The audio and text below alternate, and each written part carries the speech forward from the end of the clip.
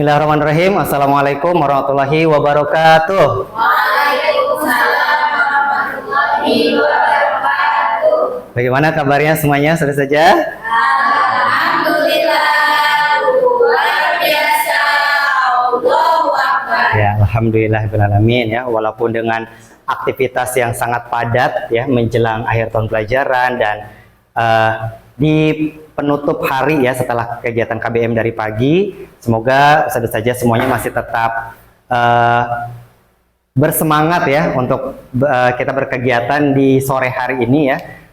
Dan izinkan saya pada kesempatan kali ini ingin menyampaikan menyebarkan pemahaman dan penerapan pengalaman budaya positif selama saya mengikuti guru penggerak di angkatan 10 ini ya di Kabupaten Karawang. Ya, baik. Besar saja sebelum saya masuk ke materi inti, sebelumnya saya ingin bertanya terlebih dahulu nih. Apa itu budaya positif? Ada yang bisa jawab? Budaya positif itu apa? Pak Bem? Kebiasaan yang baik. Kebiasaan-kebiasaan yang baik, ya betul. Bisa. Ada lagi dari ustazahnya? Apa itu budaya positif? Apa? Kegiatan yang bermanfaat Kegiatan yang bermanfaat. Ya, untuk siapa saja kegiatan bermanfaatnya? semuanya. Untuk semuanya ya, baik murid maupun siswa. Ya, betul sekali. Tadi yang dikatakan oleh Pak Baim dan juga Bu Silvi ya tentang budaya positif itu adalah kebiasaan-kebiasaan baik, kebiasaan-kebiasaan yang bermanfaat ya untuk kita, guru dan juga untuk murid. Ya, baik sudah saja sebelum kita masuk ke teori intinya, saya punya tebak-tebakan dulu nih. Kita akan main tebak-tebakan, tebak gambar ya. Kita tebak gambar. Kira-kira apa ini? Ini ada anak di atas juara 1, 2, 3 ini ya, yang juara 1, 2, 3. Terus ini cup, ini ular. Apa kira-kira? Bisa nebak? Enggak, jadi ini tebak gambar. Di sini cup. Apa? Gimana? Menangkap ular. Coba kita cek. Iya, betul. Oke, lanjut coba. Ke gambar yang kedua. Iya, langsung dijawab, Apa ini? Daur ulang. Coba kita cek. Iya, betul. Yang ketiga. Iya, betul.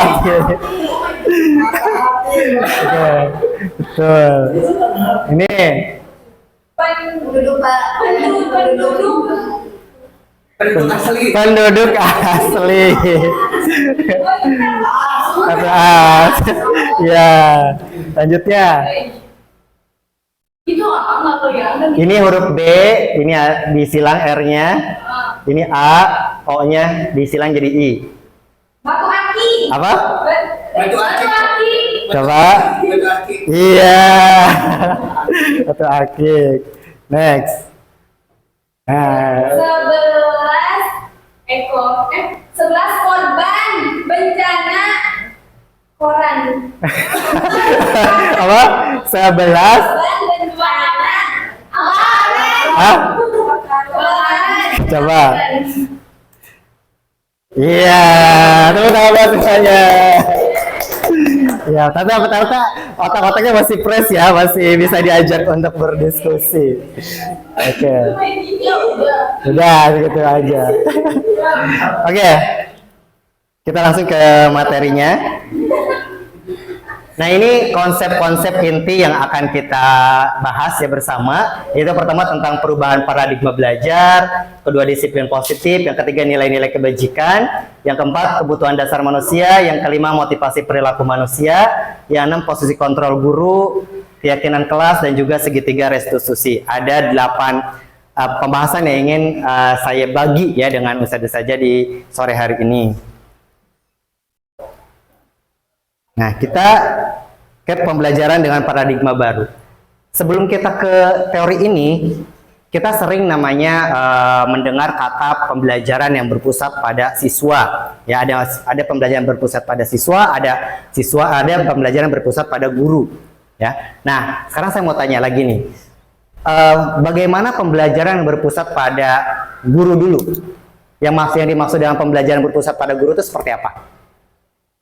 Jadi anak cukup mendengarkan guru untuk menjelaskan. Anak cukup menjelaskan, anak cukup memperhatikan ya guru menjelaskan yang di depan.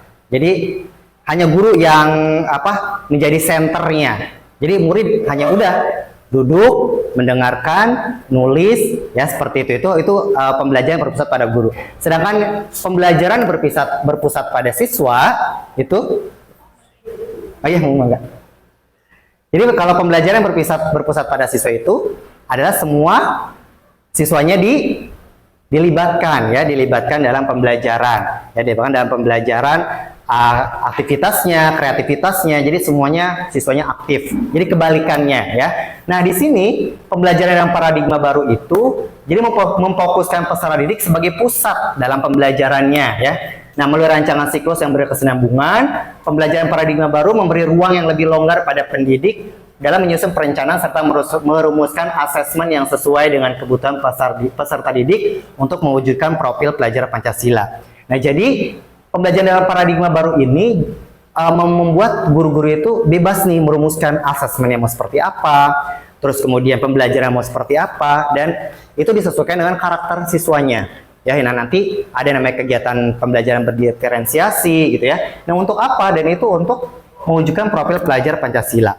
Apa saja, saja profil pelajar Pancasila itu di dalamnya? Ada apa saja? Gotong royong, terus beriman, bertakwa, Ketuhanan Yang Maha Esa ya. Terus kemudian ada apa lagi? Mandiri, ya, bernalar kritis. Nah, itu jadi itu adalah tujuan kita ketika menerapkan pembelajaran paradigma baru yang berpusat pada siswa. Itu tujuannya untuk mewujudkan profil pelajar Pancasila pada diri siswa itu sendiri. Seperti itu. Nah, sekarang ini ada miskonsepsi tentang teori kontrol. Nah, ini miskonsepsi ya. Ada beberapa poin. Yang pertama, guru mengontrol murid. Ini kadang kita berpikirnya sebagai guru, ketika guru mengontrol murid itu baik atau tidak? Guru mengontrol murid. Baik. Ya. Tapi itu sebenarnya miskonsepsi, tidak selamanya baik, gitu ya. Seperti gini deh. Ketika misalnya saya dengan Pak Baim, coba Pak Baim mengepalkan tangan. Nah, saya mengepalkan tangan. Misalnya saya minta nih ke Pak Baim untuk, Pak Baim buka dong ini yang ada di kepalan tangannya apa gitu ya. Saya pengen tahu. Kira-kira Pak Baim punya hak nggak untuk membuka atau tidak membuka? Kenapa? Kenapa kalau misalnya saya paksa, Pak Baim buka nggak ini? Kalau nggak nanti saya sampaikan ke Bu Lulu buat dipotong nih gajinya gitu. Jadi tetap nggak akan dengan pendiriannya. Oh, terserah saya dong mau buka atau enggak. Nah, itu kan namanya teori kontrol ya, kita mengontrol. Kita tidak bisa namanya memaksa orang untuk mau mengikuti apa sesuai kemauan kita gitu. Jadi guru mengontrol murid itu baik. Ya, baik, memang baik, tapi kita juga perlu sadar bahwa orang yang kita kontrol itu juga dia punya hak, ya, punya hak untuk dia mau tidak untuk dikontrol, gitu ya. Jadi jangan misalkan karena kita seorang guru, jadi kita seolah punya hak paten untuk bisa, kamu harus seperti A, kamu harus seperti B, kamu harus ngikutin apa kata ibu, ya, apa kata bapak, gitu. Ya, ini guru mengontrol murid. Yang murid kita tuh, ketika ada murid ya kita harus kontrol gitu. Iya, memang betul, tapi kita harus sadari juga tidak selamanya orang yang kita kontrol, dalam hal ini murid, mau ya kita kontrol gitu. Mereka punya hak untuk dia mengontrol dirinya sendiri. Saya mau nih dikontrol oleh Umi Mbay gitu. Saya mau dikontrol sama Abi Baim gitu ya. Tapi saya juga saya nggak mau gitu. Kalau menurut kata saya seperti ini gitu. Nah, itu. Terus yang kedua, penguatan positif itu efektif dan bermanfaat. Ini kan penguatan positif ya, efektif dan bermanfaat. Menurut kita memang ketika anak kita kuatkan dengan hal yang positif, ya, itu bakal efektif nih, bermanfaat untuk anak-anak. Seperti itu kan, memang kan, yang kita ada dalam pikiran kita. Ya memang sudah seharusnya kita memberikan penguatan positif nih kepada anak-anak agar lebih efektif, agar bermanfaat. itu juga sebenarnya baik, tapi itu miskonsepsi, gitu ya. Terkadang ada anak yang misalnya ketika sudah anggaplah mendapatkan penguatan dari kesiswaan, ya seperti A, B, C, D dikuatkan hal positifnya, itu bisa efektif dan bermanfaat, tapi ada efeknya, ya. Si anak bisa ketergantungan, gitu ya. Jadi akan ketergantungan dengan seseorang, gitu ya, atau percaya cuma sama A aja, gitu ya, sama yang B tidak, gitu. Jadi penguatan positif itu tidak selamanya juga akan efektif dan juga tidak akan selamanya bermanfaat, gitu. Jadi harus kita cerna lagi, ya, bagian mana dan di momen seperti apa penguatan positif ini akan efektif dan akan bermanfaat. Yang ketiga, kritikan dapat membuat orang merasa bersalah, ya. Ini juga miskonsepsi, gitu ya. Jadi ketika misalkan contohnya ada seorang anak yang berbuat salah, terus kita kritik nih. Terus ketika si anak udah merasa bersalah, terus apakah dengan otomatis si anak ini akan berubah? Ya, misalnya kita udah kritik nih, oh kamu tuh kemarin sudah A, B, C, D, oh kamu udah melakukan kesalahan A, udah kesalahan B, gitu. Sekarang kamu melakukan lagi, gitu. Harusnya kamu melakukannya yang seperti ini. Nah itu kita kritik nih habis-habisan. Terus akhirnya si anak merasa bersalah. Terus kita berpikirnya, wah ketika kita udah mengkritik anak tersebut, itu akan berdampak baik kepada anak tersebut. Apakah seperti itu? Ya, tidak selamanya ya. Tidak selamanya ketika kita memberikan kritik kepada anak-anak, gitu ya, itu akan berdampak positif juga. Ketika anak misalkan merasa bersalah. Terus kemudian, nah ketika anak itu merasa bersalah, itu dapat menguatkan karakter. Justru kebalikannya, ya, ketika anak nih merasa bersalah, itu rata-rata akan terpendam dalam dirinya tuh efek psikologisnya, psikisnya yang akhirnya, oh iya, saya memang selalu salah di mata Umi Mbay, gitu ya, di mata Abi Baim, di mata Pak Azril. Saya memang tidak berguna. Itu efeknya akan jauh lebih besar dibanding anak yang pendendam langsung, gitu ya. Misalkan si anak langsung diomelin nih sama guru A, gitu ya. Itu efeknya kan akan langsung nih. Aku nggak suka, aku udah dikeluarin nih. Tapi ketika anak merasa bersalah, itu justru bukan malah menguatkan karakter baiknya, gitu. Justru akan menimbulkan efek psikis yang jauh lebih mendalam, gitu ya. Anaknya akan banyak merenung, akan banyak diem, akan tumbuh sifat-sifat introvert. Apalagi kalau anaknya introvert, ya. Terus kita kritik, terus kita sengaja membuat anaknya supaya merasa bersalah, akhirnya akan semakin tambah introvert, akan tersakiti jiwanya, gitu ya. Nah kemudian orang dewasa melihat untuk memaksa. Kita nih orang dewasa, guru, gitu ya, sebagai orang yang dewasa itu punya hak untuk maksa anak untuk misalnya melakukan A, B, C, D, gitu. Oh saya gurunya, saya berhak untuk maksa dia, ya. Itu sebenarnya baik, gitu ya. Kita punya kewajiban itu untuk istilahnya membuat anak, aku pengen murid aku seperti A, B, C, D. Terus kita punya hak nih untuk meminta anak melakukan hal tersebut, ya. Padahal yang sebenarnya adalah anak juga punya hak, gitu ya, untuk mau nurut ataupun tidak. Jadi baik lagi kepada apanya? Motivasi dirinya. Kan ada ya anak-anak yang misalnya dikasih tahu sekali langsung nurut, ya langsung paham maksud tujuan kita tuh apa. Tapi ada anak juga yang misalnya udah dikasih tahu berkali-kali kok tidak juga paham-paham, gitu ya. Nah karena dia punya hak untuk itu, berarti motivasi dirinya belum muncul, gitu ya, belum muncul, kesadaran dirinya belum muncul. Mau kita paksa gimana pun, mau kita iming-imingi dengan apapun, ketika dirinya menutup diri, ya tidak bisa, gitu. Seperti ada yang contohkan saya dengan Pak Baim, dengan tangan mengepal. Mau saya ngancem, mau saya bujuk, mau saya apa, kalau kata Pak Baim nggak mau, nggak buka, ya nggak mau, gitu ya. Gitu, itu namanya teori kontrol. Nah ini adalah miskonsepsi beberapa yang miskonsepsi tentang teori kontrol yang kurang tepat, gitu, yang harus dicerna lagi, gitu ya. Kalau misalkan kita menggunakan ini, kira-kira baik atau tidak? Jadi dampaknya bagus atau tidak? Nanti jangka panjangnya seperti apa? Jadi seperti itu. Jadi jangan langsung misalkan ketika kita mengontrol murid itu udah hak paten itu benar, gitu ya. Jadi yang seperti apa dulu, gitu. Yang seperti apa dulu mengontrolnya. Jadi gitu. Jadi harus dipelajari lebih dalam lagi. Nah selanjutnya Ini perubahan paradigma stimulus respon ke pendekatan teori kontrol. Stimulus respon, contohnya nih, realitas kebutuhan kita sama. Teori kontrolnya, pada kenyataannya, kebutuhan kita tuh berbeda, gitu, ya. Jadi, jangan menganggap kita tuh semuanya kebutuhannya sama. Begitupun dengan anak-anak kita. Jangan menganggap satu kelas itu, ketika misalnya si anak ini butuhnya belajar tenang, tapi belum tentu yang anak yang lainnya itu, siapa tahu yang anak yang lainnya pengen belajar itu yang menyenangkan, yang lari-lari, yang bergerak, gitu. Jadi, jangan-jangan kita berada di stimulus respon, kita harus ada di stimulus yang kontrol ini, gitu ya. Jadi yang kedua misalnya, semua orang melihat hal yang sama, ya. Misalkan kita menganggap bahwa peraturan di kelas yang misalnya semuanya harus menggunakan kaos kaki hitam misalnya, ya. Itu misalkan kita melihatnya itu tuh bagian dari keseragaman, ya, kedisiplinan, terus kemudian apa, keselarasan.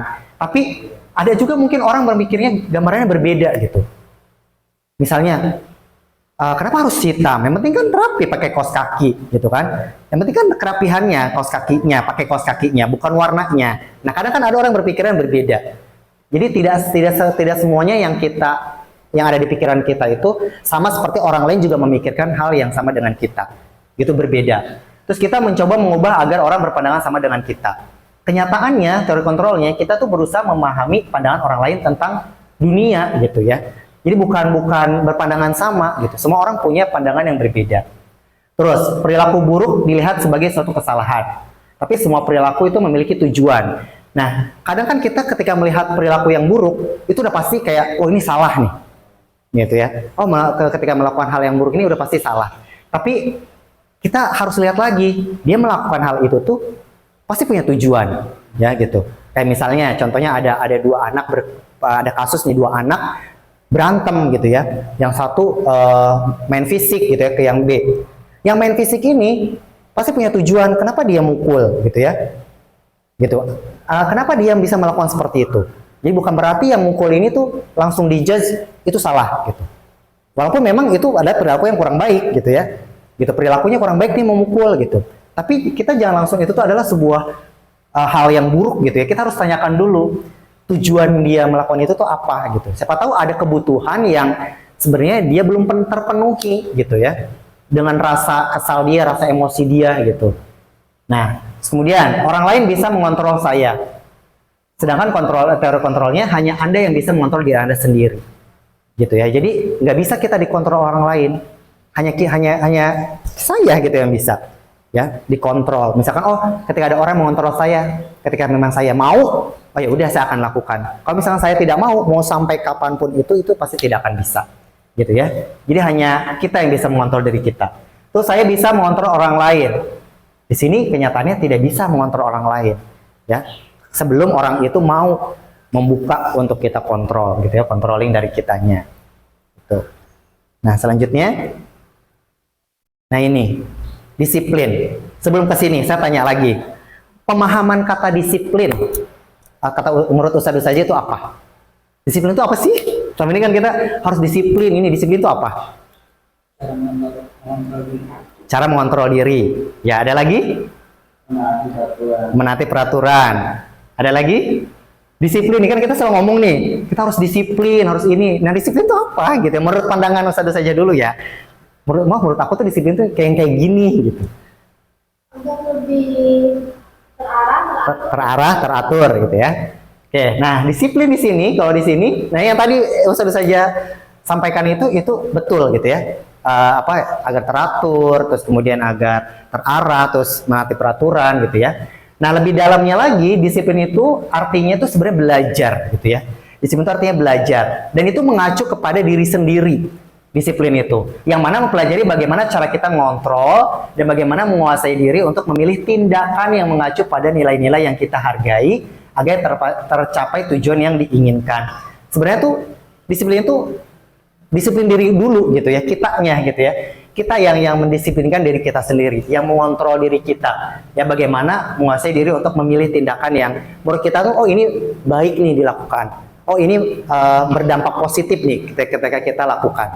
Jadi kita gitu ya, ke kitanya gitu. Nah, sebagai pendidik, tujuan kita adalah menciptakan anak-anak yang memiliki disiplin diri, sehingga mereka bisa berperilaku dengan mengacu pada nilai-nilai kebajikan universal, dan memiliki motivasi intrinsik, bukan ekstrinsik. Jadi kebajikan-kebajikan universal itu adalah kebajikan-kebajikan yang bisa dipahami, diakui oleh semua kalangan, tanpa membeda-bedakan agama, ras, gitu ya. Kayak contohnya seperti ini, jujur. Semua orang mengakui nggak jujur itu adalah nilai baik. Baik itu dari agama, misalkan Islam, non-Islam, atau dari agama manapun, jujur itu nilai baik kan? Nah, semuanya mengakui. Nah, itu sebutnya nilai kebajikan universal yang diakui oleh semua kalangan, baik agama, budaya, suku, bahasa, gitu ya. Jadi ketika kita ngomongin jujur, dapat dipercaya, itu orang paham gitu. Oh, itu tuh nilai kebajikan. Semua agama pun tahu gitu. Semua suku juga tahu. Nah, itulah kita sebagai pendidik itu, tujuan kita itu menciptakan anak-anak yang memiliki disiplin diri gitu ya, sehingga mereka tuh berperilakunya bukan karena motivasi ekstrinsik, tapi memang dari dirinya dia. Oh, saya mau misalkan datang tepat waktu ke sekolah, mereka paham itu motivasinya karena apa? Oh, datang tepat waktu ke sekolah itu tuh bagian dari disiplin tepat waktu. Itu nanti ketika aku datangnya tepat waktu, aku tidak akan ketinggalan pelajaran, aku tidak akan terlambat sholat duha. Itu meyakini dalam diri, bukan karena misalnya, wah aku harus tepat waktu karena takut dihukum sama Umi Embai. Nah, kalau misalkan karena takut dihukum, itu masih motivasinya ekstrinsik. Dia mau melakukan A karena rasa takut dihukum gitu, bukan karena motivasi intrinsik dari dalam diri dia bahwa mengakui, oh, tepat waktu itu nilai kebajikan yang baik gitu ya, yang memang harus aku yakini, itu tuh yang harus dilakukan gitu oleh semua manusia, oleh semua orang gitu. Gitu ya. Nah, ini adalah nilai-nilai kebajikan ya, contoh-contoh nilai kebajikan dari berbagai macam institusi. Sebenarnya banyak, saya ambil 3 saja. Yang pertama dari profil pelajar Pancasila. Ini ada beriman, bertakwa kepada Tuhan Yang Maha Esa dan berakhlak mulia, mandiri, bernalar kritis, berkepentingan global, bergotong royong, dan kreatif. Ini adalah nilai-nilai kebajikan di dalam profil pelajar Pancasila yang saat ini sedang kita terapkan gitu ya di kurikulum Merdeka. Nah, kemudian ini ada yang dari Indonesian Heritage Foundation, itu nilai kebajikannya cinta Tuhan dan segenap ciptaannya, kemandirian dan tanggung jawab, kejujuran, diplomatis, hormat dan santun, dermawan, suka menolong, gotong royong.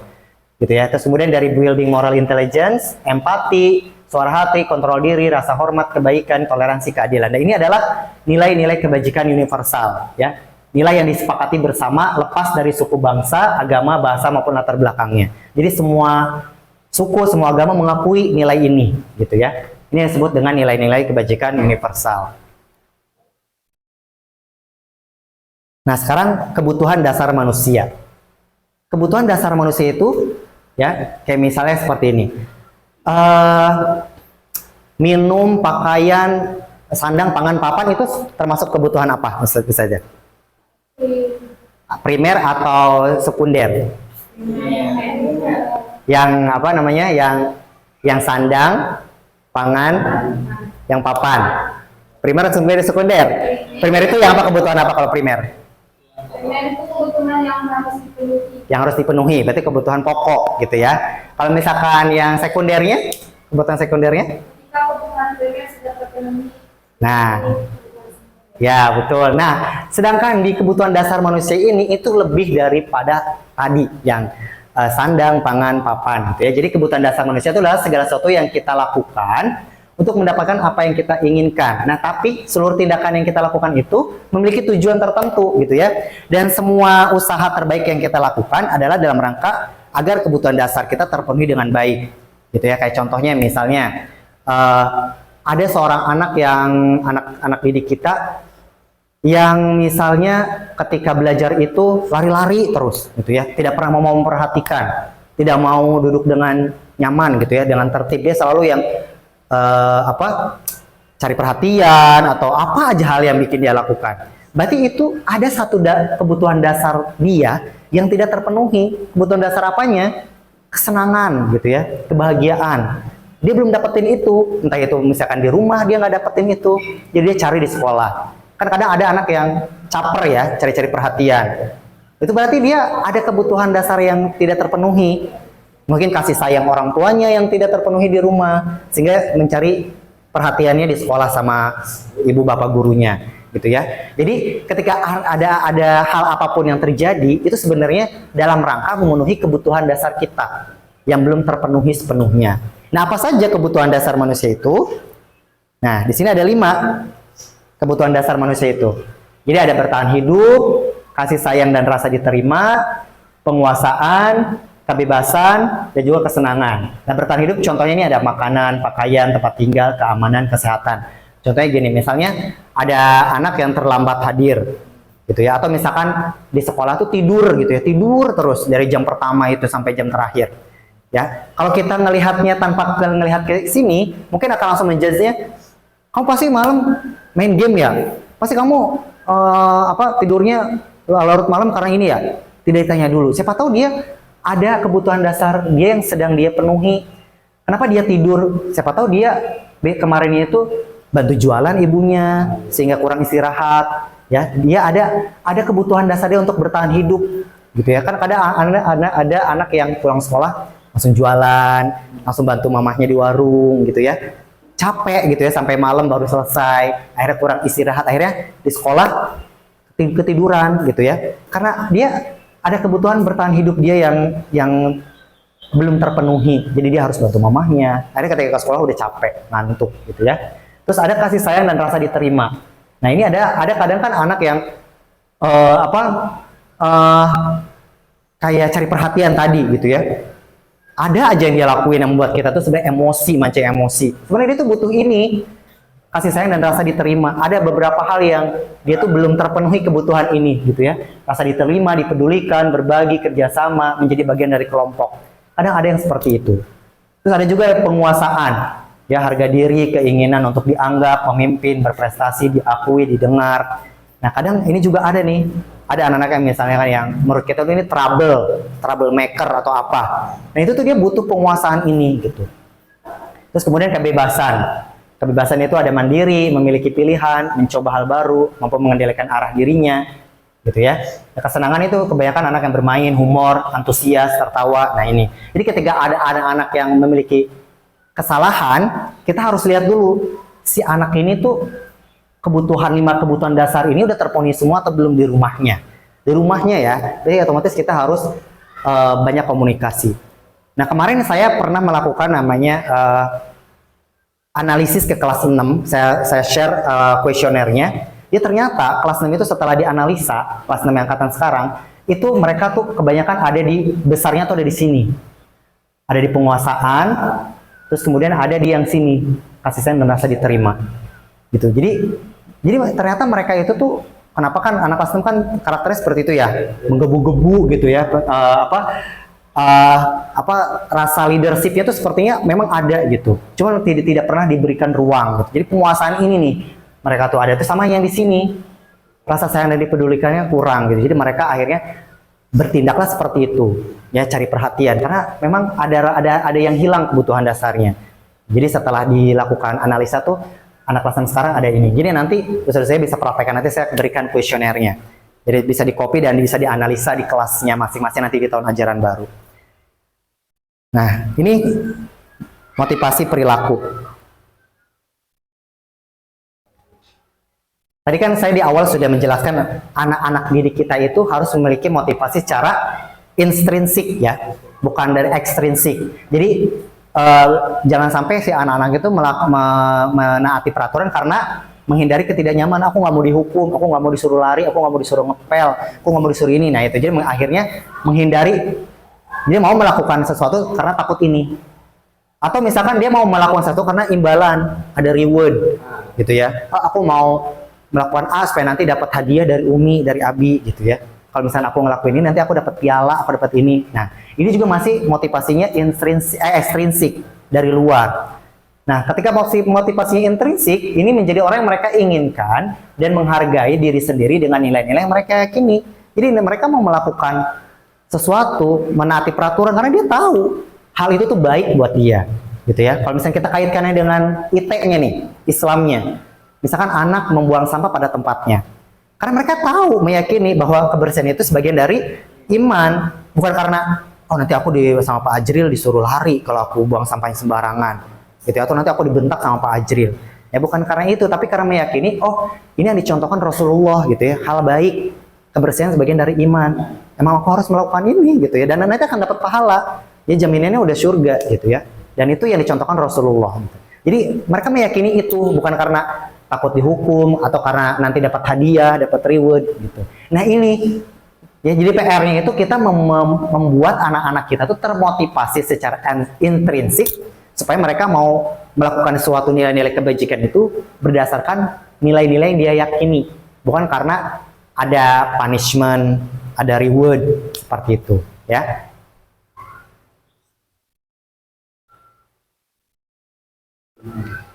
Nah, ini ada hukuman, konsekuensi, dan restitusi. Sekarang sebelum ke sini, coba saya tanya. Apa perbedaan dari hukuman dan konsekuensi? Dua itu dulu. Semua sepengetahuan Ustadz saja. Hukuman itu apa? Konsekuensi itu apa?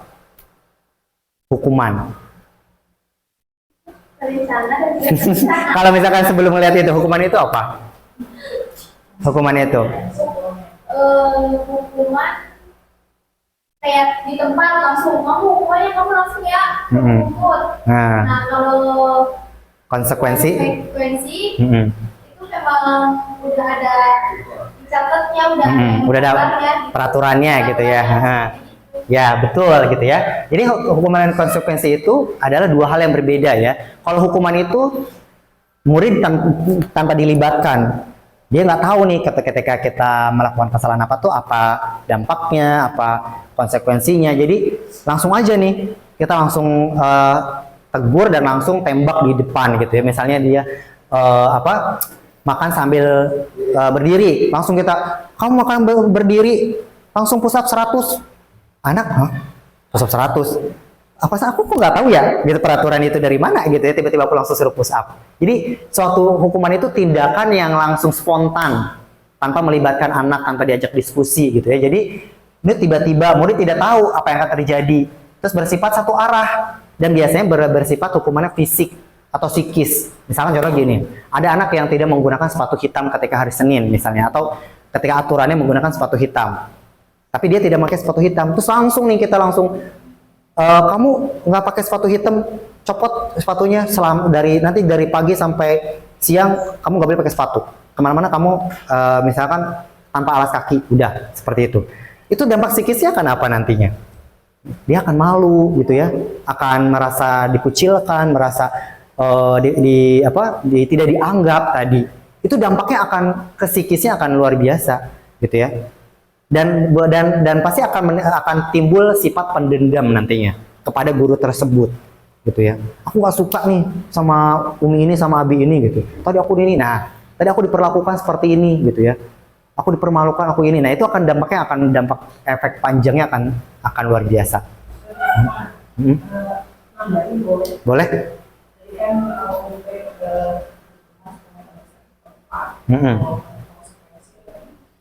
Yang sudah disepakati gitu. Ada tertulisnya. Cuma kalau saya itu ya dari sebuah aturan. Efek dari aturan ya. Jelas ada aturan, kemudian ada perbuatan yang mengakibatkan dampak dari perilaku atau aktivitas tersebut yang aturannya berjalan. Kalau konsekuensi adalah akibat dari perbuatan seseorang. Contohnya kalau kita dalam Islam ya, hukuman itu aturan syariat yang dibikin. Ketika ada perintah berpuasa, ya, orang berpuasa nih, hukumannya nggak ada, gitu. Kalau kita mau beriman, puasa itu buang itu wajib, maka dapatnya dosa. Hukumannya, konsekuensinya apa? Akibat dari kita tidak melakukan puasa itu dari sisi berbagai secara ilmiah kesehatan. Konsekuensinya orang kalau tidak puasa Ramadan dari 12 bulan itu organ tubuh kita bekerja, tidak ada istirahat sama sekali. Itu jadi lebih kepada konsekuensi itu apa yang akan kita terima dari yang akan merugikan diri kita sendiri. Kalau hukuman itu aturan yang sudah ada dalam Islam, Allah yang membuat syariat Allah. Nah kita melanggar, nah kita dapat tuh hukumannya gitu ya. Jadi kalau saya ini lebih cenderung kalau konsekuensi itu sesuatu yang memang tadi tidak terencana, tidak dibuat sengaja, tapi itu akan ada muncul sebagai akibat dari perilaku kita. Tapi kalau hukuman sudah terencana, sudah ada. Ketika kita melakukan sesuatu, nah ini aturannya akan berlaku. Contohnya kan dalam Islam ada hukuman, seperti kita berpuasa hukumannya dosa. Berarti sudah jelas gitu ya. Kalau misalkan hukuman itu sesuatu yang sudah jelas. Ketika kita melakukan pelanggaran A, udah jelas nih hukumannya kan ini gitu. Kalau misalkan konsekuensi itu dampaknya gitu. Dampak dari kita melanggar tersebut gitu ya. Jadi kita tadi anak masalah kosak. Hukumannya sudah dibikin nih dari sebuah sekolah pendidikan. Setiap hari Senin kita menggunakan kaos kaki berwarna, gitu. Kan udah otomatis tuh. Kalau dia melanggar, berarti ada punishment-nya kan, siswaan, gitu. Disepakati sama guru. Konsekuensinya, ketika anak tidak memakai apa namanya kaos kaki misalnya, ada sebuah nilai pengelakatan secara apa namanya ya, sosial ya, sosial. Jadi konsekuensinya apa? Dia bukan anak yang taat, dia bukan anak yang disiplin kan. Jadi konsekuensi itu sesuatu yang kita akan terima yang dari perbuatan kita, tetapi bukan berupa tadi apakah kita harus mengulang pekerjaan atau situs up atau bersih. Tapi itu adalah sebuah apa ya namanya ya, hukum sosial. Jadi orang tidak taat ya, kurang bagus ya, konsekuensinya. Itu tidak terencana. Kan ada gitu ya. Kapanpun gitu. Entah itu berupa sosial atau secara apa namanya ilmiah yang sebenarnya. Oke.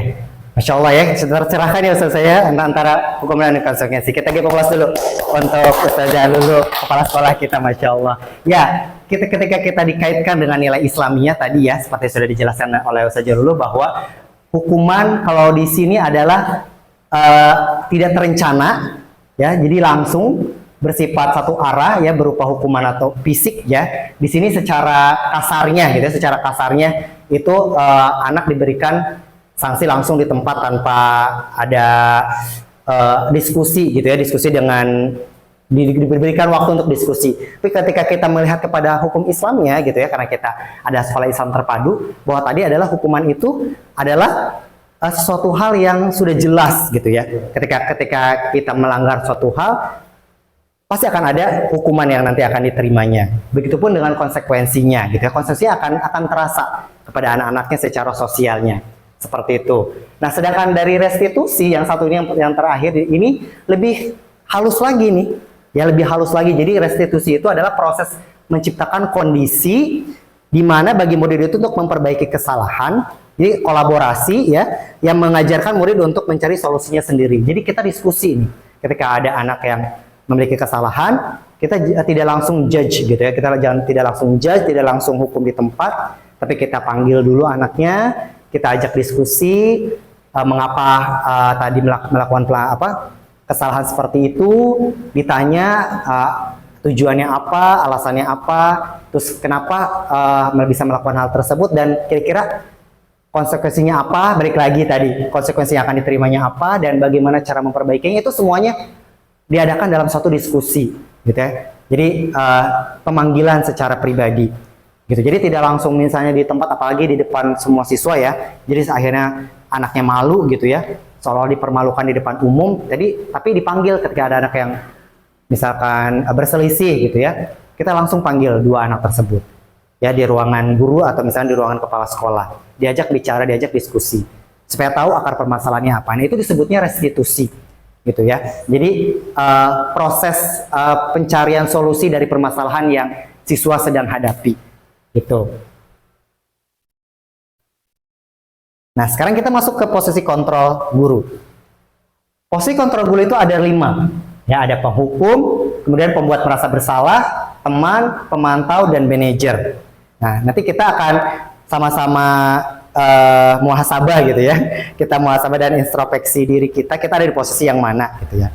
Ini adalah contoh penerapan 5 posisi kontrol. Kasusnya siswa tidak memakai sepatu ke sekolah. Jadi siswa memakai sendal gitu ya. Ke sekolahnya tidak memakai sepatu. Kalau kita tipe punya penghukum, posisi kontrol kita penghukum itu langsung. Lari kamu 10 kali gitu ya. Kamu nggak pakai sendal gitu ya. Kamu nggak pakai sepatu, kamu pakai sendal ke sekolah. Tapi kalau misalkan pembuat merasa bersalah, kalimatnya seperti ini. Harus dengan cara apa Bapak mengingatkan kamu? Bapak kecewa sama sikap kamu yang seperti ini.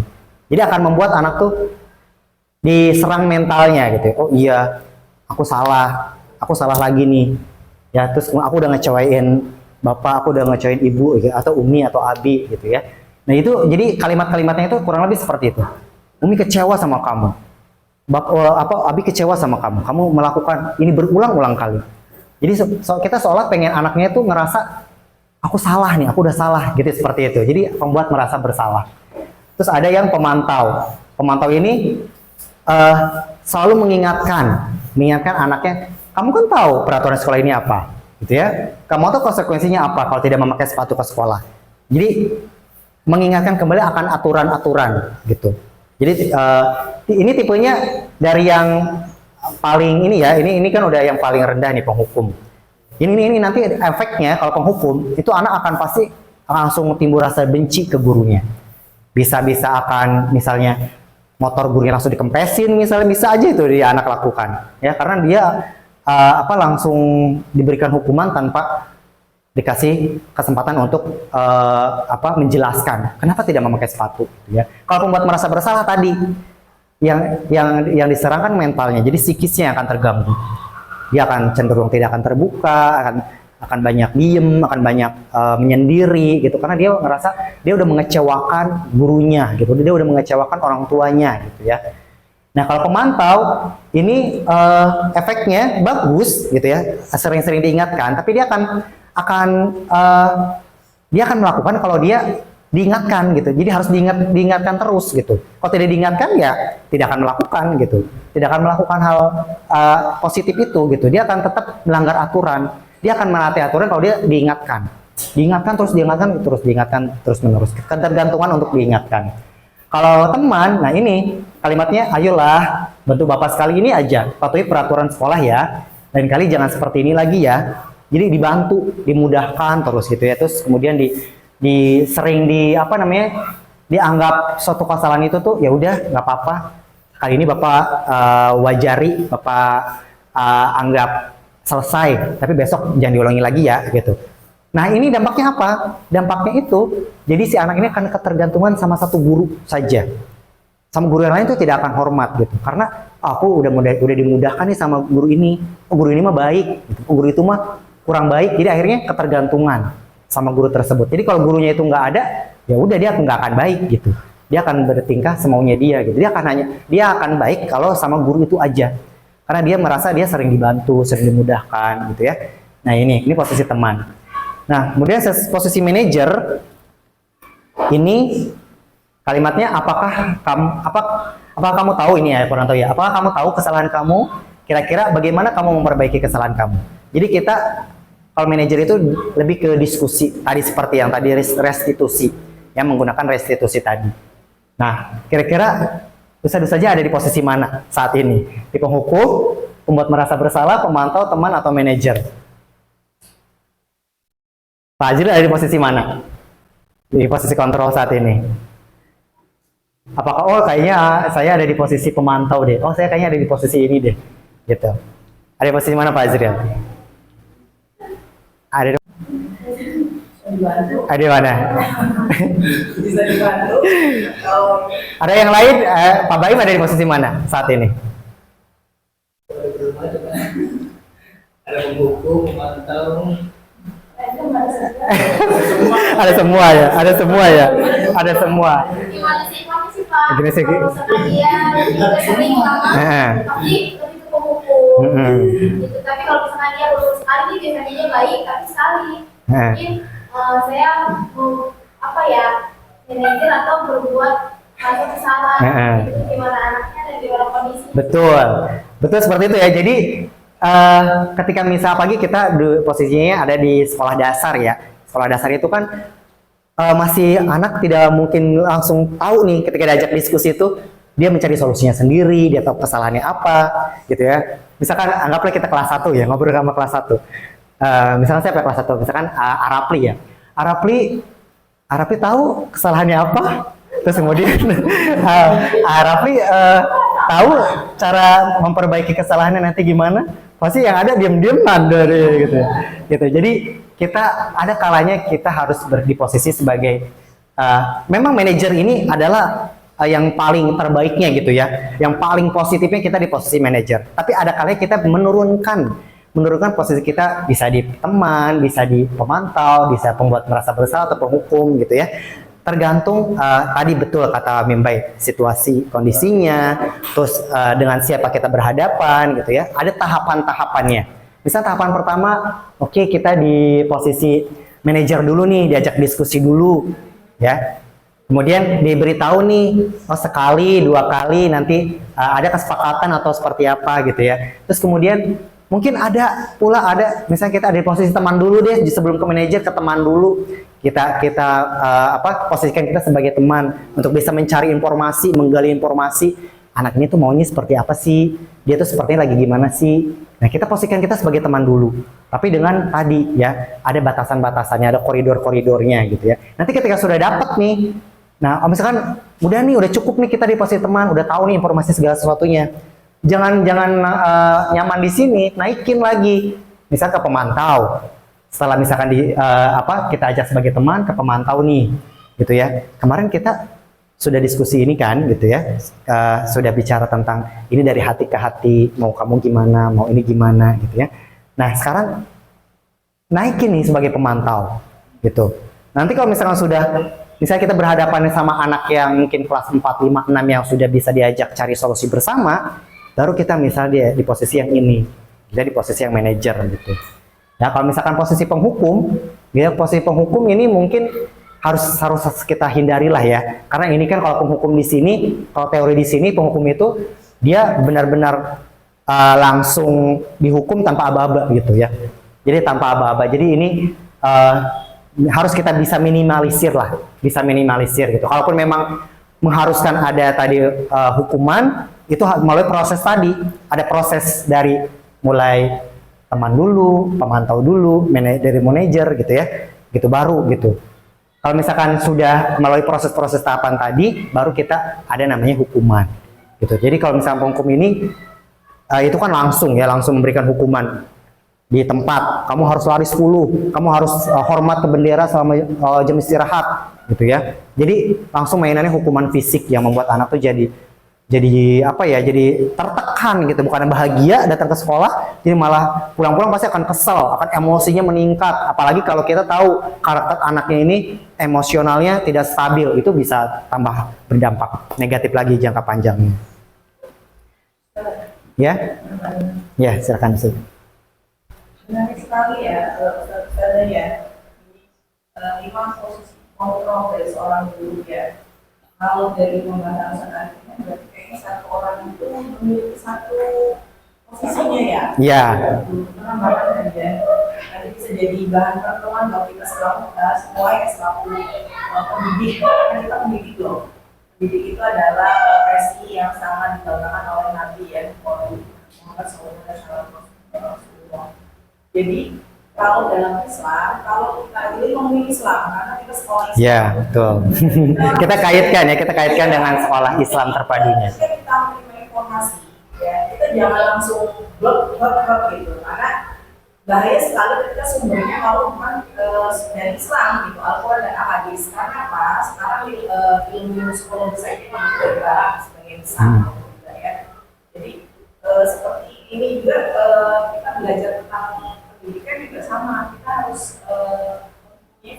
filterisasi, filter mana yang ini. Jadi ketika ada sebuah ilmu yang disampaikan gitu ya, jadi kita harusnya dirinya manajer aja, saya aja gitu.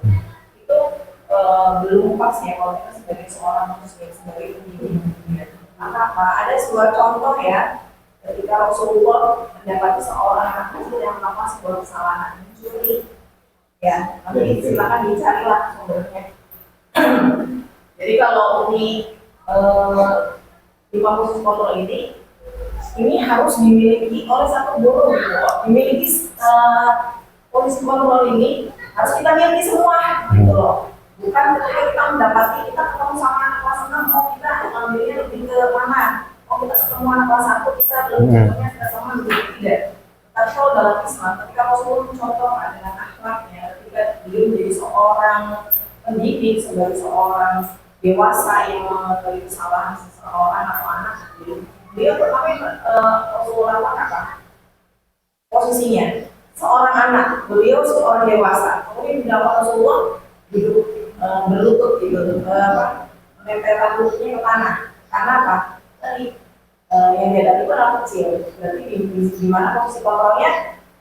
Jadi teman. Gitu. Jadi menghargai kan, gitu. Jadi tidak hanya harus dengan salah satu saja gitu ya. Tapi yang sikap gitu. Kita sebagai seorang pendidik harus jadi teman gitu loh. Kita seorang anak yang kelas 6 itu berarti kita harus benar jadi berperan sebagai temannya. Lalu kedua apa? Jadi manajer gitu loh. Jadi berlanjut tuh satu proses. Ketika Rasulullah merendahkan kondisi dirinya, kemudian dalam artian meletakkan dulunya ke tanah yang namanya dari dalam kecil. Kemudian kedua adalah bertanya, ini masuk manajer, gitu kan? Gitu. Apa yang kamu lakukan? Apa yang kamu lakukan? Bukan hanya apa kesalahan kamu, gitu. Jadi sedikit kita harus memiliki kecerdasan ya, maksudnya karena seorang pendidik kan harus belajar psikologi, psikologi Islam lah, gitu ya. Gimana ya yang kurang banyak gitu, surat rumah. Jadi yang ditanyakan bukan apa kesalahan kamu, bukan apa yang kamu lakukan. Gitu. Kita pengen tahu dulu nih kejujurannya, tes gitu loh. Itu kira-kira kebaikan prinsipnya yang dimiliki, yang dipekalkan Allah kepadanya. Aku mencuri, oke, dia jujur nih, manajer bertanya. Kemudian naik levelnya, pemantau. Gitu. Tahukah kamu mencuri itu baik atau tidak? Nggak tahu. Nah baru kita sampaikan, maksudnya kemana? Sebenarnya membuat merasa berhal itu kayaknya kenapa? Kayak gitu makanya kita nggak bisa berubah. Setelah memberitahu, memantau gitu ya, tahukah kamu gitu kalau mencuri itu tidak baik?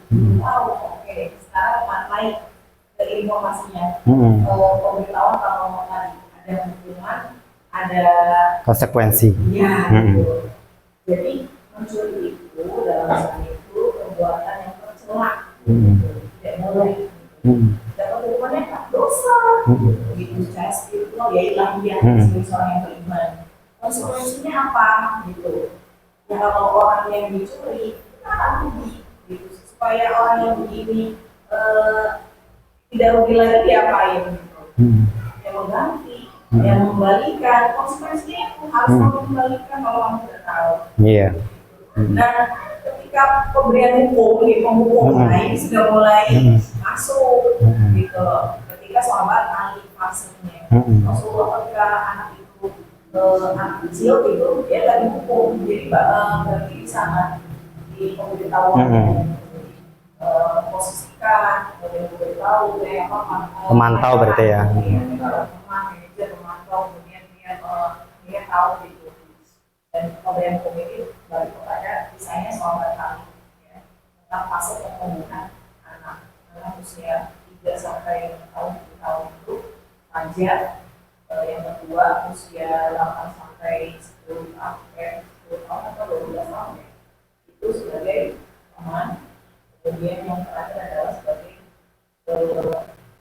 kawanan ya, misalnya dulu sebagai kawanan dulu disiplin 27 tahun itu. Oh iya, yang kedua tawanan ya, yang harus tahu ayatnya. Jadi penghukum itu boleh tetapi bisa dengan perbuatan. Yang di kelas 1-nya itu Gitu ya. Jadi tapi kalau kelas 6 nggak boleh tuh. Tidak dihukum ya saya Iya, gitu ya. gitu, karena dia udah mulai Bisa bertanggung jawab gitu ya. dia disebutnya apa tadi Tawanan gitu. tawanan. Kalau yang kedua itu apa sih namanya kalau yang suka dimintain pendapatnya kayak penasehat. Kalau bahasa kita itu jadi anak-anak fase ini usia kelas 3, 4, 5 lah. Gitu. Kalau masih lama udah mulai kan dia sudah mulai masuk akil balik. Iya. Walaupun udah balik di kelas 3 gitu ya, kelas 5 tapi kan Akalnya. belum akal gitu. Kayak gitu sudah. Iya. Bisa membentuknya tahan. Iya. Dan bukan berarti menjadi bebas hukuman ya. Karena kalau dia apa namanya jadi bete, jadi sedih gitu karena nilai-nilai tadi kebaikan, kebenaran masih dipaksakan dan dibiasakan dari Sejak ini. Ya. Ya, terima kasih Ustazah. Kita plus dulu lagi untuk Ustazah dulu penguatannya ya. Jadi 5 posisi kontrol ini tidak harus dimiliki oleh satu guru, tapi semua posisi kontrol ini harus dimiliki bertahap gitu ya. Jadi kepada jenjangnya, kelasnya, fasenya kita harus tahu. Jadi lagi-lagi kita harus buka-buka lagi ya teori-teori Islamnya. Di umur berapa kita harus memperlakukan anak seperti apa, dan posisi kontrol kita harus ada di mana gitu ya. Jadi harus kita pelajari lagi. Nah sekarang kita lihat, kita tebak-tebakan 1 sampai 5 ini kira-kira posisi kontrolnya apa. Yang satu nih, kamu selalu saja salah bersikap setiap hari. Ada saja hal yang kamu langgar. Ini kira-kira posisinya apa kalau kalimatnya kayak gini? Ya, pembuat merasa bersalah ya. Kalau yang 2, berdiri di depan tiang bendera sampai jam istirahat. Betul. Menurut kamu yang kamu lakukan itu benar atau salah? Lalu bagaimana cara kamu perbaikinya? Manajer. Kamu kenapa terlambat lagi? Ayo dong, Bapak nggak enak nih sama kepala sekolah. Kali ini Bapak bantu jelaskan kepala sekolah. Besok jangan diulangi lagi ya. Teman. Kamu sudah tahu apa konsekuensinya jika kamu tidak memakai atribut pramuka lengkap? Mantap. Ya, berarti sudah paham ya 5 posisi kontrol ini. Nah, sekarang kita kepada keyakinan kelas. Mengapa keyakinan kelas bukan peraturan kelas? Gitu ya. Nah, keyakinan kelas itu pertama berupa pernyataan yang universal, pernyataannya yang harus yang umum, gitu ya. Terus yang kedua dibuat dalam pernyataan yang positif. Jadi misalnya kalau dilarang membuang sampah, itu sebenarnya benar kan?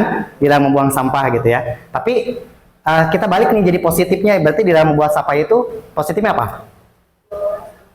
Dilarang membuang sampah itu berarti kita menginginkan apa di kelas kita? Berarti menjaga kebersihan. Nah seperti itu. Itu kalau misalkan dilarang mencontek ketika belajar, berarti ujian atau ulangan. Nah itu berarti nilai kebajikan apa yang pengen kita terapkan?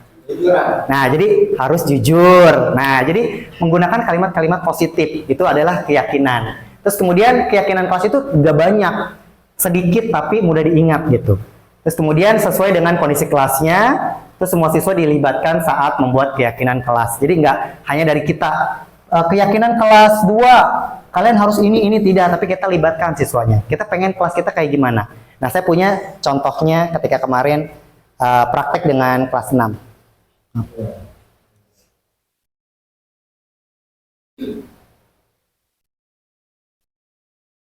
Bukan peraturan kelas, agar kalian bisa meyakini apa yang sudah kalian percaya ini dalam suatu diri kalian, dan kalian serta tanggung jawab ya, dengan keyakinan kelas tersebut.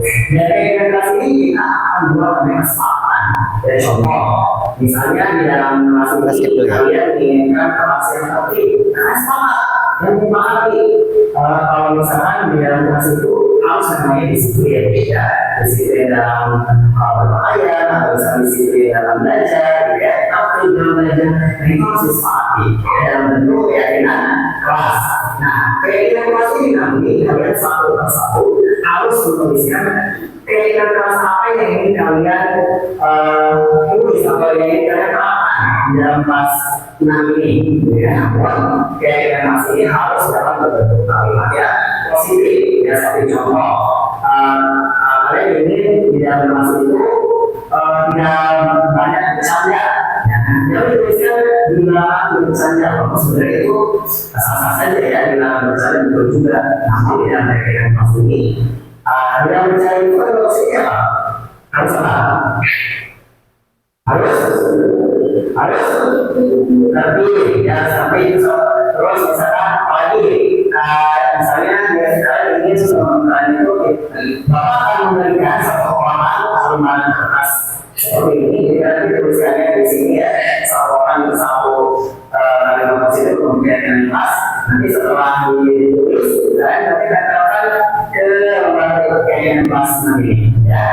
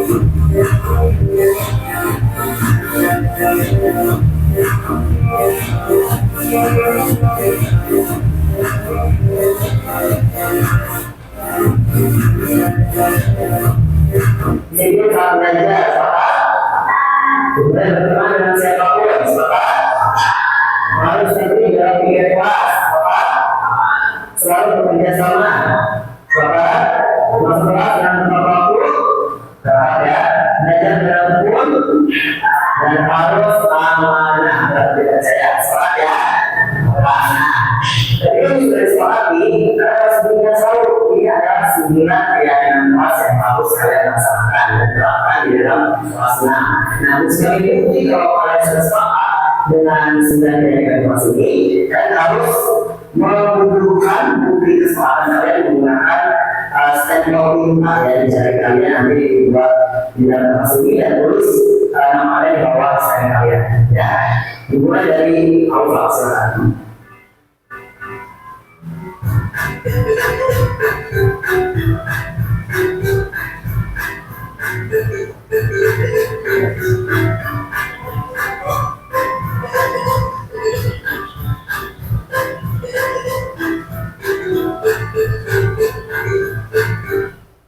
itu kurang lebih ya tentang proses pembuatan keyakinan kelas yang sudah saya buat di kelas 6. Itu contohnya, jadi satu persatu membuat keyakinan kelasnya masing-masing sesuai yang diinginkan. Terus kemudian guru menyeleksi ketika ada keyakinan kelas yang serupa. Misalnya ada anak yang menuliskannya sama nih tentang kebersihan, berarti kita ambilnya satu saja. Jadi dari 19 siswa itu, jadi yang terseleksi ada 9 gitu, yang berbeda gitu ya keyakinannya. Jadi tidak sama. Jadi itu nanti bisa diterapkan ketika tahun ajaran baru oleh ustazah gitu ya di kelasnya masing-masing. Kemudian, nah kita masuk ke teori terakhir ya, segitiga restitusi. Ini adalah segitiga restitusi ini suatu proses dialog yang dijalankan oleh guru agar menghasilkan murid yang mandiri dan bertanggung jawab. Prosesnya ada 3 ya. Pertama, menstabilkan identitas. Yang kedua, validasi kesalahan yang salah. Yang ketiga, menanyakan keyakinan. Tadi seperti yang dijelaskan oleh Ustazah Lulu di di pertengahan tadi ya. Jadi ada beberapa tahapan nih, dari mulai menstabilkan dulu. Tadi kamu melakukan apa gitu ya. Apa yang kamu lakukan itu bagian dari menstabilkan identitas. Jadi ketika kita mengajak ngobrol anaknya, manggil anaknya ngobrol ke kita tuh tidak dengan rasa takut. Enggak bakal diapa-apain, kita mau nanya gitu. Nah, jadi adanya di menstabilkan identitas. Baru memvalidasi tindakan yang salah. Gitu. Tadi misalkan mencuri gitu ya. Menurut kamu mencuri itu salah atau tidak ya dalam Islam? Terus tahu nggak nanti konsekuensinya apa? Ya itu divalidasi tindakan yang salah. Gitu. Terus baru menanyakan keyakinan. Gitu ya. Ketika mencuri itu tadi konsekuensinya apa, terus nanti dampaknya akan seperti apa, itu ada di menanyakan keyakinan. Itu adalah pemecahan masalah dengan segitiga restitusi. Ini tahapannya ya. menstabilkan identitas itu berdasarkan prinsip kesalahan adalah bagian dari pembelajaran. Contohnya, tidak ada manusia yang sempurna, kamu berhak merasa seperti itu, gitu ya. Jadi, anak-anak diajarkan bahwa dari kesalahan itu ada pembelajaran yang nanti akan dia dapat, gitu ya. Terus kemudian divalidasi tindakan yang salah itu berdasarkan prinsip setiap perilaku berupaya memenuhi kebutuhan tertentu. Contoh, kamu pasti punya alasan mengapa melakukan hal itu, gitu ya. Jadi dia punya alasan yang melakukan kesalahan, gitu ya. Itu ada di validasi tindakan yang salah. Terus menanyakan keyakinan berdasarkan prinsip teori kontrol bahwa ada dasarnya kita termotivasi secara intrinsik, gitu ya. Jadi kita menanyakan keyakinan apa yang sudah dia yakini. Kamu kedepannya ingin menjadi siswa yang seperti apa dari kejadian ini, gitu ya. Dia kita tanyakan keyakinan itu. Nah, saya juga ada contoh dari penggunaan segitiga restitusi ini.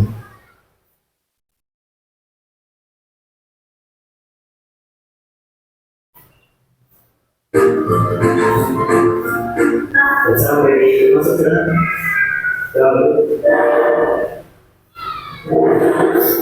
ya, jadi saya hari ini Bapak mendapatkan laporan bahwa kamu tidak mau berteman dengan ayah kamu dicurigai itu. Iya, Pak. Ya, apa yang kamu lakukan sebelum kamu pada ayah? Saya bilang kepada teman-teman untuk menjauhi saya. Apakah tindakan kamu itu tidak benar? Tidak. Jadi suatu kesalahan ya. Baik, setiap orang pasti melakukan kesalahan. Coba saya mau pikirkan dengan kamu menjauhi Laila dan kamu tidak bertemu Laila, apakah kamu makin? Tidak ada, Pak. Lalu yang kamu lakukan kemarin itu berapa salah? Salah, Pak. Saya sudah berperilaku tidak baik kepada ayah. Boleh coba tahu kenapa alasannya kamu sampai melakukan hal itu? Saya misal Pak, ayah selalu memakai peralatan belajar saya pakai. Padahal aku pasti mengerjakannya kalau dia izin baik-baik. Ya, kalau Bapak belajarlah kalau kamu merasa kesal karena peralatan kamu dipakai tanpa izin oleh ayah. Kalau Bapak ada di posisi kamu pun pasti Bapak juga akan merasakan hal yang sama. Sekarang coba kita pikirkan, tindakan kamu dengan berkata itu apa sudah dengan keyakinan pasti tidak? Tidak, Pak. Menurut kamu boleh keyakinan jauh sekali sudah kembali? Bertanggung saya. Ya, itu menurut kamu berteman dengan siapa saja itu penting atau tidak? Penting, Pak. Baik, kalau menurut kamu itu penting, jadi keyakinan apa yang harus kamu lakukan di saat kamu melakukan seperti itu sama kamu? Aku akan berusaha mengingatkannya dengan baik, Pak. Dan minta izin dan benar. Kamu bersedia seperti yang saat ini? Bersedia, Pak. Apa yang kamu lakukan untuk memperbaiki masalah ini? Saya dan teman-teman akan berusaha mengingatkan ayah dengan baik agar dapat izin terlebih dahulu jika kamu memakai barang siapapun dan tidak menjauhi ayah. Ya, tepat sekali dengan kamu. Bertemanlah dengan baik dengan siapapun ya. Jika ada temanmu yang berbeda dari bukan menjauhi, tapi harus diingatkan dan berlaku ya. Nah, sekarang silakan kembali ke sekolah dan berusaha menjadi lebih baik lagi ya. Baik, Pak. Terima kasih banyak ya, Pak. Sama-sama pergi. Nah, itu dia salah satu contoh dari penerapan segitiga restitusi. Model kalimatnya seperti apa saja gitu ya, tidak harus seperti saya tadi gitu ya. Itu kan tadi bakunya seperti itu. Jadi dari mulai menstabilkan identitas, validasi tindakan yang salah sampai ke menanyakan keyakinan itu bisa dimodifikasi gitu ya oleh ustadz saja ketika menghadapi anak-anak yang bermasalah gitu ya dengan metode segitiga restitusi. Jadi dari awal kita tadi diskusi dulu, nanti baru meningkat ke tahapan selanjutnya, misalkan menjadi pemantau gitu ya. Kalau misalkan masih belum bisa nyampe nih targetnya ketika menggunakan segitiga restitusi gitu ya. Baru kita turunkan gitu ya di posisi manajer itu menjadi pemantau, diingatkan lagi tentang peraturan-peraturannya dan lain sebagainya gitu. Dan tidak selamanya ketika kita ada di posisi manajer itu juga bisa langsung tujuan yang ingin kita capai itu langsung tercapai gitu ya. Jadi ada tahapan-tahapan yang tadi sudah disampaikan juga, dikuatkan oleh Ustaz Jabulu. Intinya ketika ada anak yang bermasalah itu kita jangan langsung ada di posisi penghukum. yang langsung menjudge anaknya salah, anaknya bermasalah, anaknya troublemaker, dan harus segera langsung dihukum di tempat gitu. Itu kan emosi kita ya ketika ada anak yang berbuat kesalahan. Jadi kita lakukan dulu segitiga restitusi ini sebelum melakukan tindakan-tindakan yang lain gitu ya, agar identitas anaknya tidak terenggut gitu ya. Ada hak-hak mereka yang harus kita penuhi gitu, karena di sini kita sedang belajar untuk bisa menerapkan pembelajaran juga yang berpihak pada siswa gitu ya. Itu materi yang saya sampaikan ya tentang budaya positif. Nah, penutupnya adalah dalam penerapan disiplin positif ini hendaknya guru memiliki standar kepribadian, profesional dan sosial yang baik, di mana guru mampu merefleksikan dirinya dalam posisi kontrol saat ini. Bagaimana perjalanan dirinya sebagai manajer yang menuntut murid-muridnya menjadi pribadi yang merdeka, mandiri dan juga bertanggung jawab. Ya, sekian dari saya. Mohon maaf apabila ada kesalahan dalam penyampaian maupun dalam prakteknya gitu ya. Semoga apa-apa yang sudah saja pahami dan dapatkan hari ini sedikit demi sedikit bisa dipraktekkan kepada siswanya, dan untuk kebaikan kita bersama, dan terutama untuk membuat murid-murid kita menjadi murid-murid yang berakhlak dan berbudi pekerti yang baik. Terima kasih, saya tutup. Billahi taufiq wal hidayah. Wassalamualaikum warahmatullahi wabarakatuh. Waalaikumsalam warahmatullahi wabarakatuh.